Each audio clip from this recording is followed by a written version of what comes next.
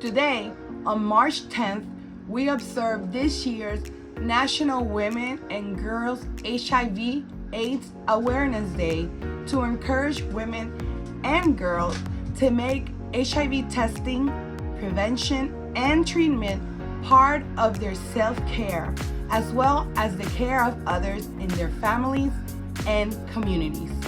The theme for 2023 is prevention and testing at every age, care and treatment at every stage. Since the beginning of the epidemic, women have been affected by HIV and face unique challenges in accessing optimal and inclusive prevention, care, and treatment resources and options. Did you know that 1 in 4 people living with HIV in the United States is a woman? Women of all ages, races, and ethnicities can get HIV, but some women are at more risk than others. HIV's impact varies across the country, and in some states, the epidemic is more likely to affect women than in others. Florida ranks 3rd in new HIV cases, and we make up the top 6 counties in the nation. Did you know women with and at risk for HIV face several challenges getting information and services they need, including socioeconomic and structural barriers such as poverty, cultural inequities, and intimate partner violence?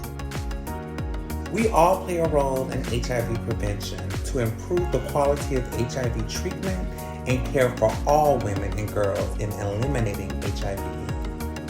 Realistically speaking, many of us put the needs of our families before our own, rarely giving consideration to our own sexual health, wellness, and even pleasure.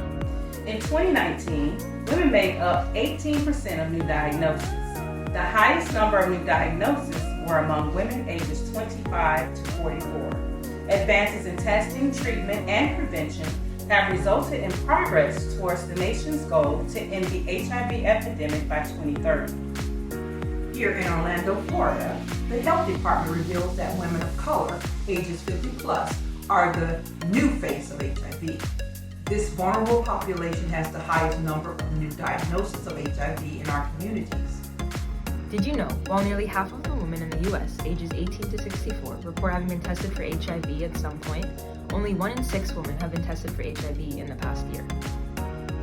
Because the CDC recommends HIV testing, especially in pregnant women, intimate partner violence screening, sexually transmitted infection screening, and because they also strongly recommend PrEP, most insurances are required to cover these services with little to no cost to you.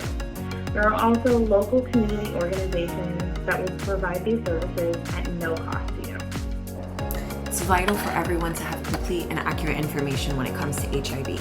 Remember that HIV can be spread through blood, breast milk, vaginal fluids, rectal fluids, and semen. We've come a long way. The efficacy of antiretroviral therapy and the success of global treatment programs means that individuals have better access to care, and HIV is no longer a life-threatening virus.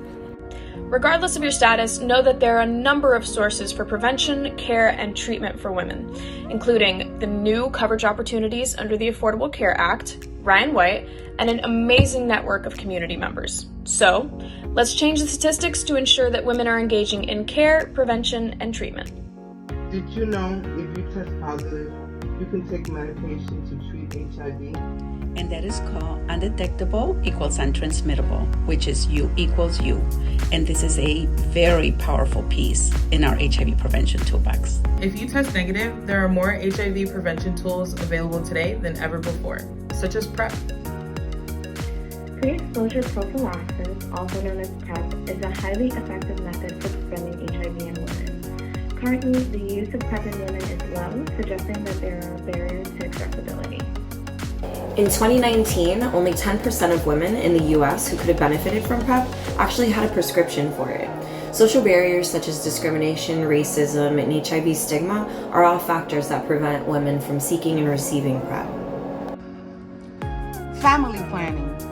Women with HIV can have healthy pregnancies.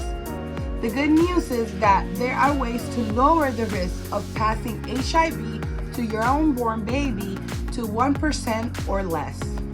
While the data shows us that HIV incidence amongst women in the US has fallen, addressing the epidemic's impact on women still remains of critical importance in ensuring these encouraging trends can continue, and that the conversation is uplifted within our communities, and that everyone's voice is heard.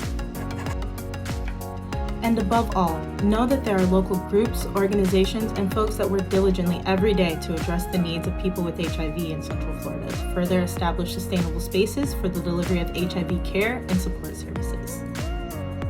Looking forward, it will be important to continue to assess an evolving epidemiological, scientific, and policy landscape.